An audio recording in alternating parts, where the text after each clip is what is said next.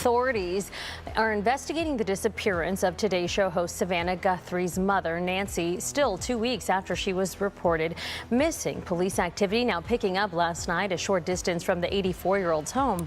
Investigators recovered a traced phone call made in the middle of the night in which NY's captivity is discussed in precise operational detail that only the person who planned it would know. They recovered text messages sent from his phone that walk someone through her home, her routine, and the precise window when she would be most vulnerable. They recovered laptop searches so specific, so methodical that a federal forensic specialist stopped writing mid-report and just stared at the table. And they uncovered a financial motive timed, so music, precisely to the exact day Nancy disappeared, that agents say it doesn't just explain the how. It explains why he believed he had no other choice.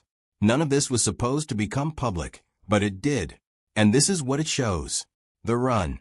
He's walked in by two agents at 5:30 in the morning. No handcuffs yet. Just a stark FBI interview room, a metal table, two chairs across from him, and a camera running in the corner that will document every music and second of what's about to happen. He's still in his pajamas. The ones he was wearing when a SWAT team put a battering ram through his front door an hour earlier. Hair uncombed, eyes swollen, but already performing, already blinking under the fluorescent lights, like a man who genuinely cannot understand why federal agents dragged him out of bed before sunrise. Here's the catch. He's not confused. He's acting. The lead interrogator is Special Agent Russell Dante, 23 years in the FBI's Violent Crimes Division. The agents in that building don't call him in for routine interrogations. They call him in when a suspect has already decided they're going to outthink the room. Dante has broken lawyers, executives, music, and career criminals who each walked in thinking the same thing. Not one of them was right. His partner, a younger agent, music, sits down and barely speaks for the next 6 hours. But his pen never stops. Every word, every flinch, every micro-expression, all of it documented in real time. And music, get this. Dante reads the Miranda warnings, and the son-in-law waves them off, declines an attorney with the casual arrogance of a music man who's already decided he'll outmaneuver two federal investigators and be home before lunch. That single decision, made in less music than 3 seconds, destroyed his life. Before the questions even start, something sits on the table between them. A framed photo. Agents had found it in NY's purse after she vanished. She carried music everywhere, her grandchildren smiling in a frame small enough to tuck next to her wallet. Dante sets it down where the son-in-law can see it. Doesn't say a word about it. Doesn't need to. The son-in-law's music opening performance is polished. I have absolutely no idea why I'm here. Music, this is insane. I would never hurt Nancy. She's my mother-in-law. I love her like my own mother. Hands flat on the table, steady eye music, contact, every word rehearsed. He had prepared for questions. He had rehearsed his timeline, music, managed his expressions, calibrated his grief. He hadn't prepared for Russell, music, Dante. Here's what you need to understand before this goes further. In 23 years, Dante has music never once raised his voice in an interrogation room. His method is patience. Letting a suspect exhaust their own lies, watching the performance deteriorate music in real time, then stepping into the wreckage. Every suspect who sat across from him thought the same thing. Music, I can manage this. Not one of them was right. When agents ask him to walk through the evening Nancy disappeared, the son-in-law delivers his account with the kind of consistency that only comes from practice. Nancy came for dinner. They played card games, NY's favorite. She was in great spirits. Around 9:45, he volunteered to drive her home because it was dark. He walked her to the front door, waited until he heard the lock click, then drove straight home. He layers in granular details. What Nancy wore, what she ate, how she laughed while telling a story about her late husband during dessert. Hold on, because that last detail matters more than you think.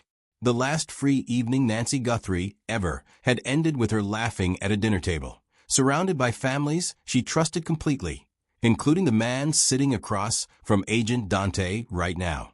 For 90 full minutes, he maintained total composure, answered every question without hesitation.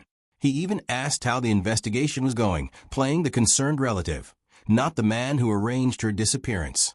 And get this, Dante let him talk. Let him repeat the story. Let him grow more confident with every retelling. Because Dante wasn't gathering information anymore. He was building a runway, giving this man every opportunity to lock himself into a version of events that was about to be demolished completely. That rehearsed timeline was just the calm before the real interrogation started. If this is your first time here and you're already locked in, subscribe right now, because what agents did next made that entire 90-minute performance completely worthless. The phone call. 90 minutes in.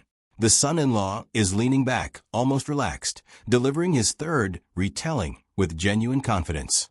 Agent Dante signals to his partner without breaking eye contact. The younger agent produces a laptop and audio equipment, sets them on the table. No explanation, no warning. Dante's voice changes. The warmth drains out completely. He leans forward and says 7 words. I want you to listen very carefully. The son-in-law's reaction, mild curiosity, a flicker of amusement. Even that lasted exactly as long as it took for the speakers to fill the room with his own voice. Pay close attention to this. The recording is a traced phone call from a burner phone to the son-in-law's personal cell at 2:47 in the morning. A conversation where the kidnapper discusses NY's deteriorating condition, the failed ransom plan, and what to do now. The voice on that recording isn't ambiguous. It isn't similar to his. It is him discussing logistics, referencing details about NY's captivity that only someone running the operation would know. Here's what the camera captured that you will never unsee. The color drains from his face in real time. His hands, music, steady on that table for over an hour, start trembling so violently the camera picks it up from 6 feet away. His whole body recoils backward.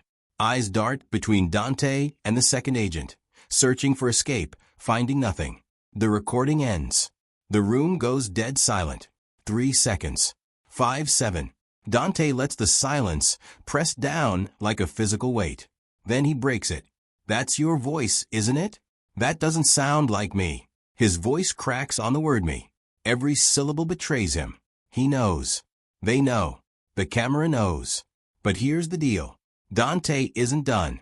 He plays it again, pausing at specific moments, isolating statements that prove direct coordination with NY's kidnapper. Each pause is surgical. Breathing goes shallow, rapid, rehearsed, calm, completely gone. He pivots. The call was about something else entirely. Business matters. A personal situation with his cousin Marcus that investigators are misinterpreting. Dante lets that hang just long enough to let him think it might work. The younger agent glances over. Dante's jaw tightens. The only visible reaction from a man who has sat across from killers for 2 decades. Then he nods toward the folder on the table. And this is where it gets truly disturbing, because what came out of that folder next made the phone call look like a warm-up act. The text messages. The second agent drops a thick folder on the table. Printed copies of every text message between the son-in-law's phone and Marcus' phone, spanning 3 weeks before Nancy disappeared through the night she was taken. Dante begins reading them aloud slowly, deliberately, sliding each page across so the son-in-law can see his own words in black ink. Thursday night works best. Her routine is predictable. You'll need to disable the doorbell camera first thing. I'll tell you exactly where it is. The back door is the weak point. Front door has too much security. She takes sleeping pills around 10 p.m. Give it an hour after that. The son-in-law's face tells the entire story. That slow, sickening realization that every message he sent while planning this crime had been recovered and was now being read back to him inside a federal building. These aren't vague messages. They reference NY's specific routine, her home layout, her vulnerability window, her medication schedule, the woman who laughed at dinner and trusted this man to drive her home, reduced to a target profile in his own texts. Now here's what he tried. His phone was hacked. Music, someone else sent those messages to frame him. Dante doesn't blink. Cell tower records placed the phone at the son-in-law's verified locations when each message was sent. His workplace, music, his home, restaurants where credit card receipts confirm his presence. Timestamps that match his daily routine in ways physically impossible for a remote hacker to replicate. He pivots again. Marcus fabricated the messages. Music spoofed them somehow. That crumbles immediately. The messages exist on Marcus' phone, on the carrier servers, on the son-in-law's own device, and in cloud backups, confirmed, authentic, and unaltered across 4 independent sources. Music all matching. And get this, the footage shows him sinking deeper into his chair with each failed explanation. The man who strode into this room is gone. But that still wasn't the worst of it. Because what agents found on his laptop made the phone call, the texts, the lies, all of it look like a prologue. The laptop. Here's the catch. The son-in-law thought he'd covered his digital tracks. 3 days before his arrest, he ran a commercial data wiping program on his laptop, targeting internet history files, certain he'd erased everything. Music FBI digital forensic specialists recovered all of it. Every search, every query, every digital fingerprint. Agent Dante reads the recovered searches aloud from a printed forensic report. His voice is flat, clinical, but the younger agent's pen stops moving for the first time in 4 music hours. He just stares at the table. How to kidnap someone without leaving evidence. Anonymous Bitcoin ransom payments. How long elderly individuals can survive without prescribed medications. Methods for disposing of remains in desert locations. Sentencing comparisons between kidnapping and murder. Pay close attention to the most damaging entry. Searched exactly 72 hours before Nancy disappeared. Whether accomplices receive lesser sentences. Music. If the victim dies during captivity. He wasn't just planning a kidnapping. He was planning for music, the possibility, maybe the intention, that Nancy wouldn't survive it. The searches spanned 3 weeks. They weren't random. They were a progression. General research first. Music. How these crimes get detected. How investigators trace money. How accomplices communicate without leaving evidence. Then operational. Disabling doorbell cameras. Bypassing music residential alarm systems. Finding accomplices for cash. All from the same device where specialists found searches for NY's medications, her music daily schedule, and her home security system. One device, one person, one plan built step by step over 21 days. His defense, he was researching a crime novel. Dante shut that down cold. No manuscript music files, no notes, no outlines, not a single document suggesting any creative writing project had ever existed on that machine. And get this, the son-in-law then tried invoking his Fifth Amendment right to silence. Too late. 3 hours of recorded lies and contradictions were already preserved on that camera. Irreversible. But the evidence wasn't finished with him because what agents revealed about his finances didn't music just explain how he planned this. It explained why he was desperate enough to do it. Following the money. 3 hours in, agents shifted to motive. And what they laid out showed a man so deep underwater he had convinced music. Himself destroying an 84-year-old woman's life was his only way back to the surface. Checking account overdrawn by thousands. Credit cards maxed. Payments months behind. Collection agencies circling. Then worse, mortgage in default. Foreclosure threatened within 60 days. The house where Nancy sat at his dinner table and laughed. He was about to lose it. Music, combined debts exceeding $250,000. He wasn't just broke. He was drowning. And get this. Agents found $30,000 in unexplained cash withdrawals in the 3 weeks before Nancy vanished. When they asked where the money went, his answers shifted like sand. Music business expenses, then home repairs, then a blank stare. $30,000 gone. Hold on, because this is where everything clicks into place. NY's existing will left her multi-million-dollar estate split equally between her 2 daughters. If Nancy died before changing that document, Annie, the son-in-law's wife, would inherit approximately $2 million, marital property shared with her husband. Every debt erased, every problem solved with a single check. Here's the ticking bomb. Nancy had already scheduled an appointment with her attorney to execute a revised will, one that would dramatically reduce Annie's share. That appointment was days away, and the son-in-law knew. Agents confirmed he'd overheard Nancy discussing the changes at a family dinner. The same dinner where she laughed, telling stories about her late husband. The same dinner where she had that framed photo of her grandchildren in her purse. The one she carried everywhere.